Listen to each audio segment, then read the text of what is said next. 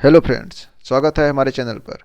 आज के इस वीडियो में हम आपको मैपिंग के बारे में बताने वाले हैं। हम मैपिंग के बारे में पूरी एक सीरीज चलाने वाले हैं। पूरे देश का मैप, पूरे विश्व का मैप, हर जगह हम डिटेल में बताएंगे। लेकिन ये जो क्लास होने वाली है, ये बेसिक क्लास होने वाली है। यहाँ हम आपको पूरा इंट्रो देंगे। हम अपने पूरे उसके बारे में बताएंगे कि हम आगे कैसे पढ़ाएंगे, पूरी प्रक्रिया क्या रहेगी, जिससे आपकी मैपिंग की समझ पूरी तरह से विकसित हो जाए। आप चाहे आईएएस की तैयारी कर रहे हो, पीसीएस की तैयारी कर रहे हो, या फिर किसी भी स्टेट एग्जाम या फिर कोई भी कंपटीशन एग्जाम की तैयारी कर रहे हो, आपको मैपिंग से लेकर कोई भी क्वेश्चन गलत नहीं होगा, क्योंकि यहाँ हम सारी चीज़ को एकदम डिटेल में बताने वाले हैं। तो आइए समझते हैं क्या है। सबसे पहले हम मैपिंग में जब आपको समझाएंगे तो कुछ यहाँ हम आपको बेसिक चीज़ों को बताएंगे। जैसे कि आप कोई भी चीज़ स्टार्ट करते हैं तो उसके बेसिक के बारे में जानते हैं। बेसिक क्या है? कुछ उसके फिक्स एलिमेंट्स होते हैं, जैसे कि बिना उनके आप किसी भी चीज़ के बारे में जानकारी नहीं ले सकते। जैसे कोई मशीन है तो उसके जितने कल पुर्जे होते हैं उसके बारे में आपको जानना चाहिए, तभी आप मशीन के बारे में, फंक्शन के बारे में पूरी तरह से समझ पाएंगे। तो यहाँ भी हम मैपिंग के बारे में जब बताएंगे तो कुछ हम आपको बेसिक चीज़ों को बताएंगे। उसी बेसिक चीज़ में आप जो देख रहे हैं ये अर्थ है। अर्थ को अगर किसी पीस में काटा जाए, उसके अंदर देखा जाए तो कैसे उसको डिवाइड किया गया है, तो इसको आप देख सकते हैं। क्रस्ट क्या है, वहाँ पर मेंटल क्या है, आउटर कोर, इनर कोर, ये सब क्या है। मतलब कि यहाँ डिनोट किया हुआ है पहले से, तो वो तो आप जान ही जाएंगे। लेकिन हम आपको एक चीज़ और बता दें इसमें, कि जब आप देखेंगे कि अगर पृथ्वी के अंदर, कहते हैं पृथ्वी के अंदर जैसे आप जाते जाएंगे टेम्परेचर बढ़ता जाएगा, तो पृथ्वी कितने लेयर में डिवाइड है, कैसे कैसे उसको डिवाइड किया गया है। कि बाहर क्रस्ट है, मतलब कि बाहर ठोस है, फिर पिघला हुआ है, फिर उसके अंदर एकदम मैग्मा या फिर कह सकते हैं जमी हुई अवस्था में कोई चीज़ें हैं। तो ये इनर कोर में है। जैसे इनर कोर में है कोई चीज़ जमी हुई अवस्था में है, बाहर है कि एकदम ठोस अवस्था में है।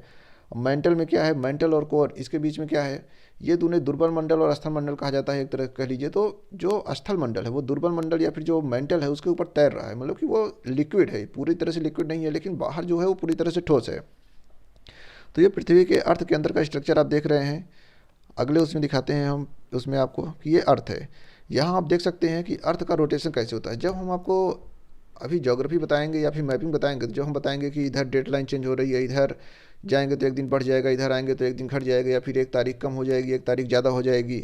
तो लाइन क्या है, या फिर दिन रात कैसे होते हैं, अर्थ रोटेट कैसे करती है, तो आपको जान के आश्चर्य होगा, एक नई जानकारी आपके जीवन में जुड़ जाएगी कि जो अर्थ है वो वेस्ट टू ईस्ट, मतलब इस तरह से रोटेट होती है। अभी तक आप क्या सोचते होंगे कि अर्थ जैसे कोई भी चीज़ घूमती है, जैसे आप देखते होंगे नॉर्मली, तो आपका सन क्या है, ईस्ट से निकलता है, वेस्ट में जाकर डूब जाता है, पूर्व से निकलता है, पश्चिम में जाकर डूब जाता है।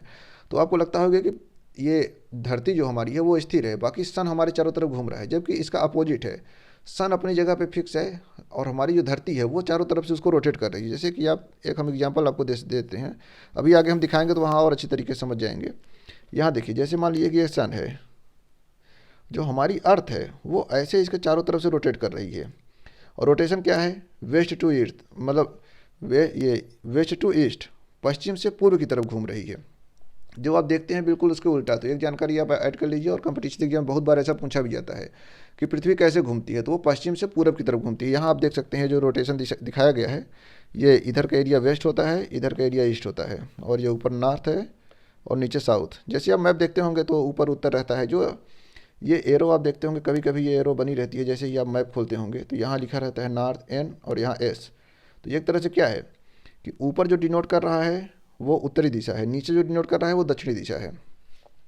और ये रोटेशन अभी हम आपको एक एनिमेशन में भी दिखाएंगे कैसे अर्थ रोटेट करती है वेस्ट टू ईस्ट। चलिए आगे बढ़ते हैं, थोड़ा और देखते हैं। अब हम अगले बेसिक पॉइंट में ये देखने वाले हैं कि जैसे कि अर्थ घूम रही है, तो अगर आप किसी पोजीशन पे खड़े हैं तो आपको कैसे कोई डिनोट कर सकता है कि आप कहाँ खड़े हैं, कोई जगह कैसे बता सकता है। जैसे अभी क्या है, अभी तो आप जान रहे होंगे हम अमेरिका में खड़े हैं, रूस में खड़े हैं, जर्मनी, जापान, इटली में खड़े हैं। लेकिन अगर आपको बताना है जैसे जर्मनी, जापान, इटली, आप कैसे डिनोट करेंगे कि आपके ईस्ट में है, वेस्ट में है, या फिर कैसे है, कितने डिग्री पर है। अगर एग्जैक्ट लोकेशन, जैसे कि आज जहाज़ चलती है या फिर मैपिंग है, गूगल मैप है, तो आप क्या करते हैं कि मोबाइल में गूगल मैप लगा देते हैं, फिर वो एग्जैक्ट जगह पर आपको ले जाकर पहुंचा देता है। तो वो मैपिंग कैसे होती है, वो एक तरह से मान लीजिए कि अक्षांश और देशांतर की वजह से है। अब यहाँ समझेंगे थोड़ा सा कि अक्षांश और देशांतर क्या है। उसके पहले हम आपको एक चीज़ बता देते हैं, ये ट्रॉपिक ऑफ कैंसर और ट्रॉपिक ऑफ कैप्रिकॉर्न, ये क्या है, इसी को आप कर्क रेखा और इसको मकर रेखा कहते हैं। कर्क और मकर रेखा के बारे में आप पूरी तरह से वाकिफ़ होंगे। ये दोनों क्या है, 23.5 डिग्री, 23.5 डिग्री नॉर्थ और इधर 23.5 डिग्री साउथ में ये लाई करती हैं, मतलब कि ये स्थित हैं। अब ये देख रहे हैं इक्वेटर, इक्वेटर का क्या मतलब है, विषुवत रेखा। विषुवत मतलब कि भूमध्य रेखा, जिसको आप कहते हैं। पृथ्वी को दो भागों में बांटता है भूमध्य रेखा। तो यहाँ थोड़ा हम आपको बता देंगे ये चीज़ कि ये कर्क रेखा और मकर रेखा का कॉन्सेप्ट क्या है, क्यों कर्क रेखा और मकर रेखा रखा गया। दरअसल जो सन है वो सन यहीं तक जाता है, कर्क रेखा तक और इधर मकर रेखा तक। यही जो टाइम जोन है इसमें गर्मी बहुत ज़्यादा पड़ती है, इसी में अफ्रीका का एरिया आता है या फिर जो हमारे देश का भी कुछ एरिया इसके बीच में आ जाता है, तो वहाँ गर्मी बहुत ज़्यादा रहती है। इसीलिए कर्क रेखा मकर रेखा 23.5 डिग्री बनाया गया। और जो ये रेखाएं आपको दिख रही हैं, जैसे ये रेखा है, ये है, इधर ये है, ये सब क्या है, ये अक्षांश रेखाएं हैं। अभी हम इसको आपको डिटेल में आगे समझाएंगे। अब ये थोड़ा बन नहीं पा रहा है, हम ठीक से लिख के इसको बताते हैं आपको कि अक्षांश रेखा है ये। देखिए लिख देते हैं इसको हम अक्षांश। और नीचे भी अक्षांश है और ऊपर भी अक्षांश। क्या होता है कि जब ऊपर के जो अक्षांश है उसको आधे से जो ऊपर है उनको नॉर्थ अक्षांश कहते हैं, जो आधे से नीचे है उसको साउथ अक्षांश। ये रेखाएं हमेशा समांतर होती हैं, एक दूसरे को कहीं पे कट नहीं करती हैं। अब आगे समझते हैं। अभी हम आपको ये बताएंगे कि ये ट्रॉपिक ऑफ कैंसर जो है इसका और कुछ यूज क्या हो सकता है, आगे समझेंगे उसको। फिलहाल थोड़ा आगे बढ़ते हैं। दूसरा हम आपको मैप दिखाते हैं। ये मैप देखेंगे, ये जो आप देख रहे हैं कि प्राइम मेरिडियन लाइन जो है, ये वाली लाइन, ये लाइन जो देख रहे हैं आप 0 डिग्री लाइन, इसी से हमारा टाइम डिसाइड होता है। टाइम डिसाइड का मतलब क्या है कि इसके इधर जो होंगे उनका टाइम दूसरा होगा, इसके इधर जो होंगे उनका टाइम दूसरा होगा। मतलब इसको जीरो टाइम मान के चल रहा है। एक तरह से मान लीजिए कि यहाँ 12 बज रहे हैं या फिर यहाँ पे 12 AM है। फिर जब इधर बढ़ेंगे तो 1 AM, 2 AM, 3 AM। जैसे हमारे देश का क्या है कि 5.5 घंटे आगे है। मान लीजिए कि यहाँ 12 जब बज रहा होगा ग्रीनविच टाइम पर, तो हमारे देश में 5:30 बज रहा होगा। तभी आप देख रहे होंगे कि जब आप यहाँ से फ़ोन करते हैं रात में या फिर दिन में फ़ोन करते हैं तो अमेरिका में रात रहती है।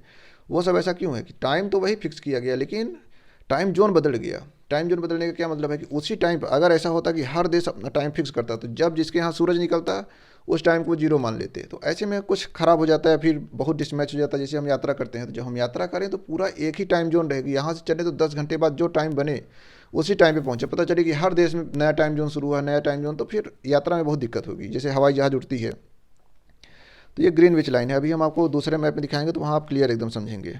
आगे बढ़ते हैं हम। यहाँ क्या है, यहाँ पे पूरी तरह से सिर्फ कर्क रेखा और मकर रेखा को डिनोट किया गया है। इधर कर्क रेखा, ये डॉट डॉट जो लाइन दिख रही है आपको, ये कर्क रेखा और मकर रेखाएं हैं। और ये जो दिख रही है आपको, ये भूमध्य रेखा है।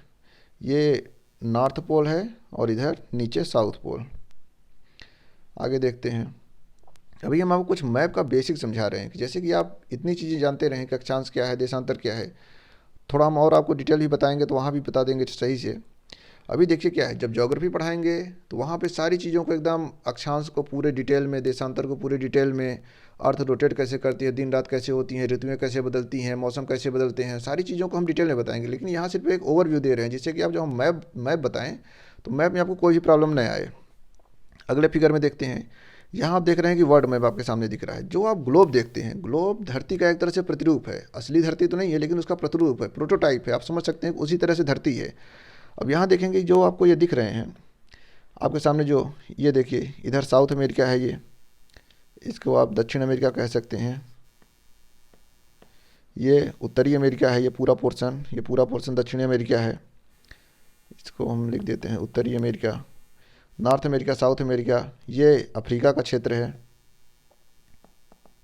इधर ये यूरोप का क्षेत्र है। ये पूरा एशिया का एरिया है। अब यहीं पे यूरोप और एशिया मिक्स होते हैं। जैसे कि रूस का भाग है, रूस में यूरेशिया, मतलब कुछ यूरोप का भी पार्ट है, कुछ एशिया का भी पार्ट है। जो यूराल माउंटेन है उसका जो उसको डिवाइड करता है, वहाँ से दोनों में वो डिवाइड है। मतलब कि रूस ऐसा देश है जो कि 2 महाद्वीप में है, एक यूरोप में भी है और एशिया में भी है।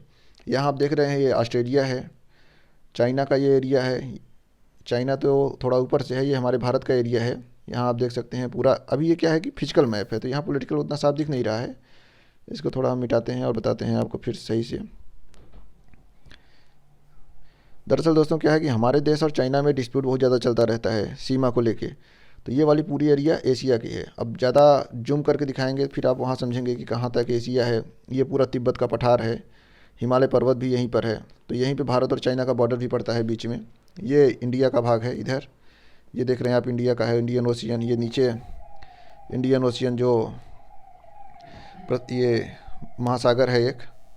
और नीचे इधर देखेंगे हम आपको दिखाएंगे, ये देख रहे हैं जो आप अटलांटिक ओशियन। अटलांटिक ओशियन किसके किसके बीच में है, यूरोप और अफ्रीका और इधर अमेरिका। और यहाँ पे देखिए इंडियन ओशियन है, जिसको हिंद महासागर आप कहते हैं। इधर ऑस्ट्रेलिया है। तो ये पूरा भारत, ये विश्व का मैप आपके सामने खुला है। अब इसी को आप जब फोल्ड कर देंगे, मतलब ये वाला सिरा और ये वाला सिरा दोनों को जोड़ देंगे, जैसे कोई कागज़ होता है, जब उसको आप जोड़ देते हैं तो क्या होता है कि एक नई आकृति बनती है, तो वही ग्लोब बन जाती है, वही धरती बन जाती है। जैसे कि अभी क्या है कि धरती को तो आप पूरी तरह समझ नहीं सकते कि अगर गोली आकृति आ जाएगी। यहाँ पर देखिए सब कुछ फ्लैट है, आप सब कुछ एकदम देख सकते हैं अगर आपको लगता है कि। और यहाँ बता दें आपको, ग्रीनलैंड है ये। ग्रीनलैंड पे किसका अधिकार है? डेनमार्क का। ये आप जान के चलिए। आगे समझते हैं। आगे थोड़ा हम देखते हैं, यहाँ पर नीचे थोड़ा हम आपको ऐसे बताते हैं कि अपने उससे तो आपको ज़्यादा समझ में आए शायद। देखते हैं दोस्तों क्या है ये। देखिए जैसे कि मान लीजिए ये अर्थ है आपके सामने, इस तरीके से पूरा राउंड शेप में नहीं आ रहा है। दरअसल अर्थ की आकृति पूरी तरह से राउंड नहीं है, थोड़ी सी चपटी हुई है, वो अलग ही शेप है। लेकिन हम यहाँ आपको राउंड बना के ही समझाएंगे तो ज़्यादा समझ में आएगा। इस तरह से आप देख रहे हैं अर्थ है। अब यहाँ पे ये जो है ये भूमध्य रेखा है, और इसके नीचे जो है ये, इसको हम थोड़ा हटाते हैं। यहाँ देखिए इधर जो पूरी एरिया है इसको नॉर्थ, और इधर जो पूरी एरिया है इसको साउथ के रूप में जाना जाता है।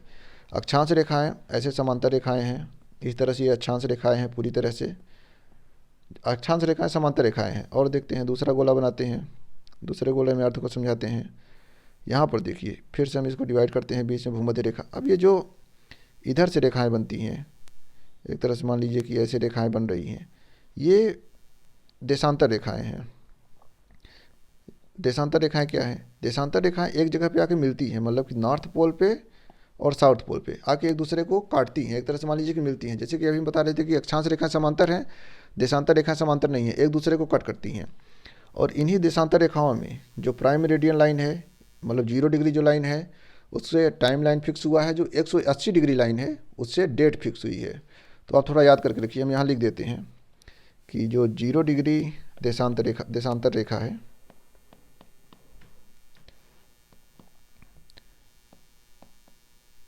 ये क्या है? Time line. और जो 180 डिग्री है, 180 डिग्री देशांतर रेखा क्या है? Date line. तो ये समझ चुके होंगे आपकी डेट लाइन क्या है, अक्षांश क्या है, देशांतर क्या है। अब यहीं पे दोस्तों देखिए क्या है कि जब ये लाइंस कट होती हैं तो यहीं पे आपकी कोई भी पोजीशन बताई जा सकती है। जैसे कि आप किस पोजीशन पर, अभी क्या है कि ये 1 2 3 में चलती है, लेकिन 15 मिनट, 10 मिनट, 5 मिनट, सेकेंड ऐसे नापा जाता है इसको। तो आपको एग्जैक्ट, जैसे मान लीजिए कि आप यहाँ पे खड़े हैं, तो आपकी एग्जैक्ट पोजीशन बताई जा सकती है कि आप कितने डिग्री अक्षांश पे हैं और कितने डिग्री देशांतर पर। तो इसी से आपकी एग्जैक्ट पोजीशन पता लगाई सकती। जैसे कि मिसाइल मारी जाती है या फिर युद्ध होते हैं तो टारगेट बनाया जाता है, तो वो सब अक्षांश देशांतर से ही पता चलता है कौन किस डिग्री पर है। मैपिंग जो हमारी काम करती है, कभी मैप को जूम करके देखिए या फिर कुछ करके देखिए, तो वहाँ आपको अक्षांश देशांतर दिखा रहता है। जब कोई आप डिवाइस ट्रैक करिए, कुछ भी करिए, तो वहाँ भी अक्षांश देशांतर पता चलता है। जैसे आप गूगल मैप पे अपनी लोकेशन देखिए तो वहाँ भी अक्षांश देशांतर लिखा रहता है। तो अक्षांश देशांतर का यही यूज है कि आपको पता चलता रहेगा कि कहाँ पर आप इस समय लाई कर रहे हैं, एग्जैक्ट लोकेशन आपकी पता चलती है अक्षांश देशांतर की मदद से।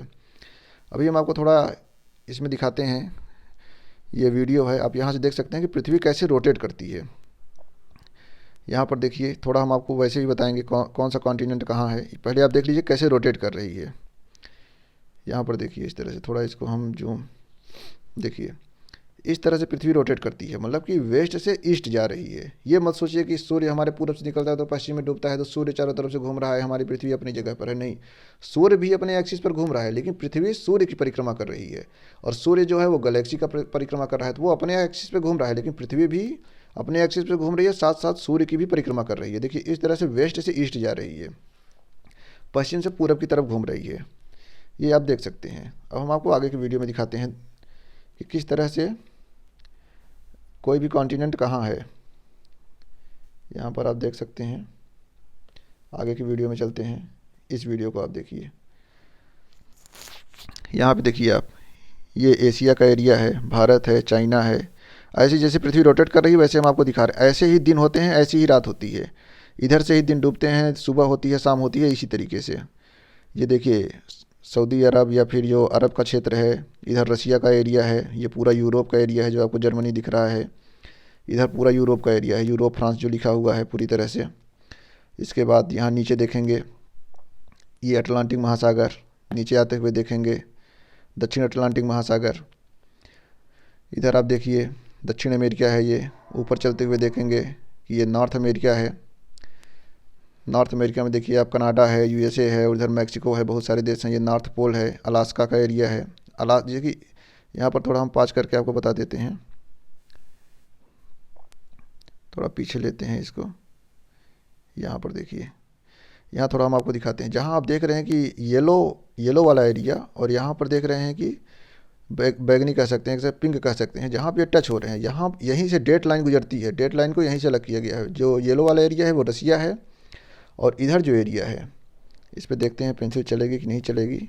वैसे नहीं चल रही है, ऐसे ही बता देते हैं आपको।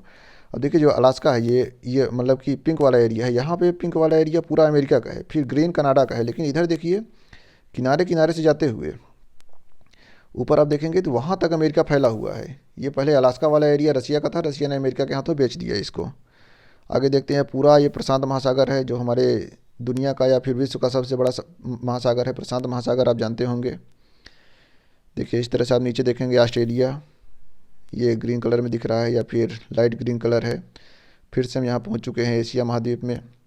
इधर ये साउथ ईस्ट एशिया है, और ये चाइना का एरिया है, भारत का एरिया है, रसिया का एरिया है। तो दोस्तों उम्मीद करेंगे कि आप इन चीज़ों को समझ चुके होंगे, मैपिंग के बारे में जान चुके होंगे, बेसिक समझ चुके होंगे। हमारा सिर्फ आपको यहाँ बताने का मोटो ये था कि कौन सा देश कहाँ लाई कर रहा है, बेसिक आप समझेंगे। जैसे अभी हम आपको पढ़ाएंगे जब आगे, तो हम आगे आपको अमेरिका शुरू करेंगे, नॉर्थ अमेरिका से, फिर आपको हम साउथ अमेरिका बताएंगे, फिर यहाँ आपको हम अफ्रीका बताएंगे, रसिया बताएंगे, यूरोप के बारे में पूरा डिटेल से बताएंगे, भारत, चाइना, ऑस्ट्रेलिया के बारे में, ये साउथ ईस्ट एशिया है इसके बारे में, ग्रीनलैंड के बारे में।